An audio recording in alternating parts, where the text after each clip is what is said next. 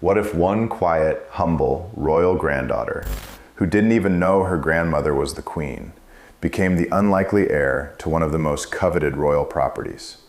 The story of Lady Louise Windsor's unexpected inheritance is one of grace, family bonds, and shocking decisions that no one saw coming. It's a tale that will leave you questioning everything you thought you knew about royalty. Lady Louise Windsor, the granddaughter no one expected to matter, has inherited a royal legacy. A legacy tied to one of Britain's most private estates. Born prematurely, with doctors unsure whether she would survive the night, this frail baby, who weighed only 4.5 pounds, grew into one of the most unexpected yet pivotal figures in the royal family's legacy. But her journey was nothing short of extraordinary. Picture this: a month early, with a life-threatening complication that forced an emergency cesarean, Louise's story began in the harshest of circumstances. Yet from that moment, it was clear she was destined to defy expectations. Her birth, though a struggle, set the tone for a life where every step would be taken cautiously, but with determination. The royal family, often seen as a world apart, had a different plan for Louise. She was kept away from the royal spotlight, away from the hustle and bustle of the palace.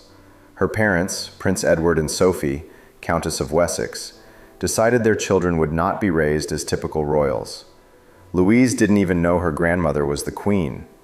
A child unaware of her royal heritage, a symbol of innocence in a world of titles, she remained untouched by the royal drama that often surrounded her more famous cousins. At school, Louise came home confused. Her classmates would tell her that her grandmother was the queen. To Louise, this didn't make sense. She simply knew the queen as her grandma, not the monarch who ruled a nation. And that innocence was intentional. Sophie and Edward worked hard to shield their children from the expectations of royal life, instead opting for a more grounded upbringing. While she was born a princess, Louise was never known as one, simply Lady Louise Windsor. And yet, despite the quiet life she led, there was something incredibly powerful about her. Unlike other royals who lived under the weight of public expectation, Louise quietly stood out. Modest, intelligent, and grounded, Louise attended St. George's School at Windsor Castle, then St. Mary's Ascot. She wasn't known for luxury or high-profile parties, but for her hard work and determination. As a young woman, she even worked at a garden center to earn her own money, a stark contrast to the lavish lifestyles most royal children experience. But then, something unexpected happened. In the most unlikely of places, Louise's legacy began to take shape. While sitting on a crowded train, working on her laptop with no seat available, Louise proved that royalty, even when invisible, could still lead with grace. Her unassuming nature didn't go unnoticed.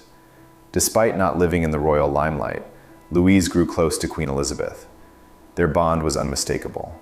The Queen, who had spent so many years surrounded by people seeking something from her, saw in Louise a young woman who was not interested in titles or power. Louise's kindness, her genuine interest in the world around her, and her nurturing spirit won the Queen's heart in a way no other grandchild could. In the serene, quiet summers spent at Balmoral, Queen Elizabeth and Louise forged a connection that became the bedrock of a royal inheritance story no one expected. The Queen, who had been closely involved in selecting who would inherit various royal properties, decided to leave something incredibly special to Louise. Not a grand palace or a showy estate, but a simple cottage on the Balmoral estate, a place that held deep sentimental value for the Queen. This decision wasn't made lightly. The Balmoral estate was one of the Queen's most cherished retreats. Unlike other royal estates that belonged to the Crown, Balmoral was her private sanctuary. It was here, in the quiet of the Scottish Highlands, that the Queen found peace and solace. And it was here that she decided to leave her beloved cottage to Louise, her most humble and beloved grandchild. But why Louise? The decision raised eyebrows.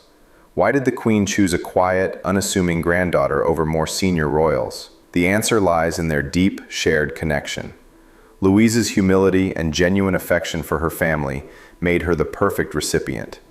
The Queen knew that Louise, like her grandfather, Prince Philip, would carry the legacy forward with grace and humility. When Prince Philip passed away in 2021, he left behind more than just titles. He left a legacy of carriage driving, a passion he shared with Louise. As a young girl, she learned from him, and they formed a bond that was unbreakable. When Louise led the Fell Pony Society parade at the Platinum Jubilee in 2022, driving her grandfather's carriages, it was a moment that moved many spectators, including the Queen, who was reportedly brought to tears. But the story doesn't end there. The real twist in this tale comes from Lord Ivar Mountbatten, a key figure in this inheritance journey. Lord Ivar, a British aristocrat and second cousin to King Charles III, is not only a close family friend, but also Louise's godfather. Lord Ivar's relationship with Louise is vital to understanding the emotional weight of the inheritance. He, too, understands the complexities of family legacies. He has seen firsthand the emotional and financial challenges that come with inheriting royal properties. But it's not just about property. This inheritance symbolizes much more than just land. It is a reflection of Louise's place in the royal family. The Queen, in her wisdom, chose to leave the Balmoral cottage to Louise, not just because of blood, but because of who she is. And that's the heart of this story. It's not the title that makes someone worthy, it's their character. Louise has inherited not just property, but a piece of the Queen's heart.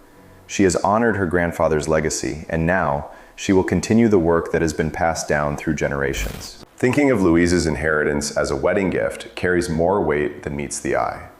It's not just a present for the moment, it's a base for her future. Imagine a future where this quiet, unassuming royal is not just someone in the background, but a driving force behind the monarchy's legacy.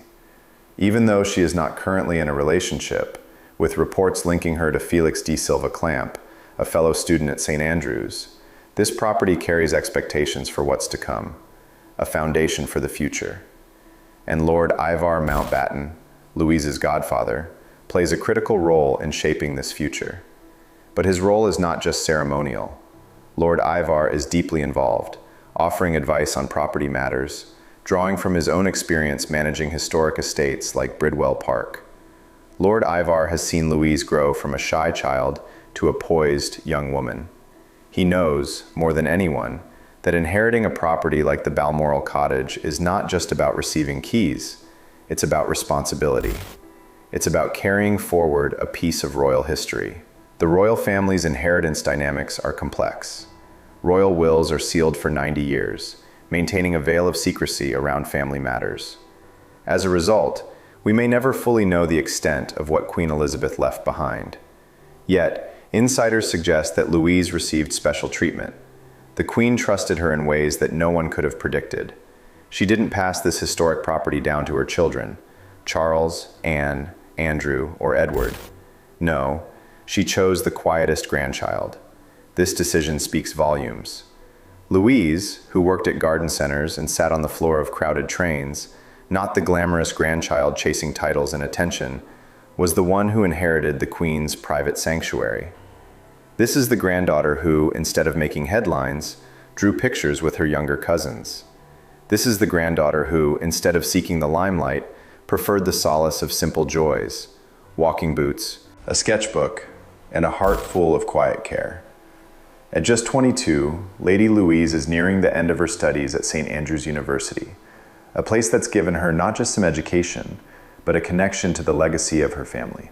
It's here, at St. Andrews, where her cousin Prince William met Catherine Middleton, and where Louise is quietly stepping into a role the world is just beginning to recognize.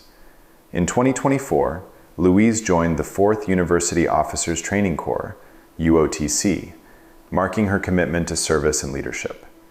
Her photos in military gear, including a helmet marked Windsor, have appeared in the press, showing a young woman ready to take on the world. Her military involvement isn't a passing interest, it's serious. This young woman shares a spirit with both her grandparents, a dedication to service and to duty. As royal commentator Richard Fitzwilliams points out, there are only 4 working royals under 70. People are already speculating that Lady Louise may soon take on a more prominent royal role. Could this quiet young woman be the future of the monarchy? Louise's inheritance of Balmoral Cottage is more than just a piece of property. It's a private retreat, a sanctuary that will always hold special meaning. It's also a statement of trust, responsibility, and legacy. This cottage is not just an inheritance, it's a symbol of her place in the royal family, one that cannot be overlooked. But it's not just about the land, it's about the legacy of carriage driving, Prince Philip's legacy. The ponies and the carriage passed down to Louise are not just relics of royal history, they represent a deep emotional connection between Louise and her grandfather. When Louise drove his carriages at the Platinum Jubilee Royal Windsor Horse Show in 2022, it wasn't just a display of skill, it was a heartfelt tribute to the man who shaped her early years. When the Queen saw this moment, she was moved to tears. This is the power of Louise's inheritance. It's not about titles or fame or grandeur. It's about honor, trust, and carrying on a legacy.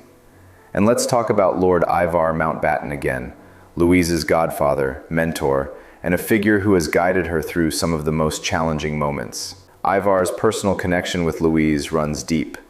His involvement in her inheritance is a critical piece of this story.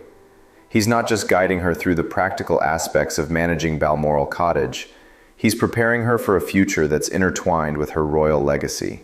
Despite her quiet nature, Louise is stepping into a future where she'll be expected to take on more. Her carriage-driving trainer spoke of her dedication. She doesn't flaunt her royal status, doesn't seek special treatment. She works hard, and she wants to improve. Her family supports her every step of the way.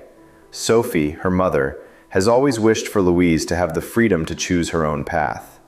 And that freedom is what makes her story so powerful. The Balmoral Cottage, whether it's called the Wren's Nest or something else, represents more than just a piece of property. It's a trust. Queen Elizabeth saw something special in Lady Louise, something others didn't fully understand. She saw a young woman who would honor the legacy of the royal family with the same quiet strength, dedication, and humility that she herself lived by. And the most incredible thing? We are just beginning to see what Louise will do with this legacy. If you've been as captivated by Lady Louise's journey as we have, don't forget to subscribe for more royal revelations. What do you think the Queen saw in Louise? Will she be the next great figure in the royal family? Let us know in the comments below, and join our community for more stories that break the royal mold.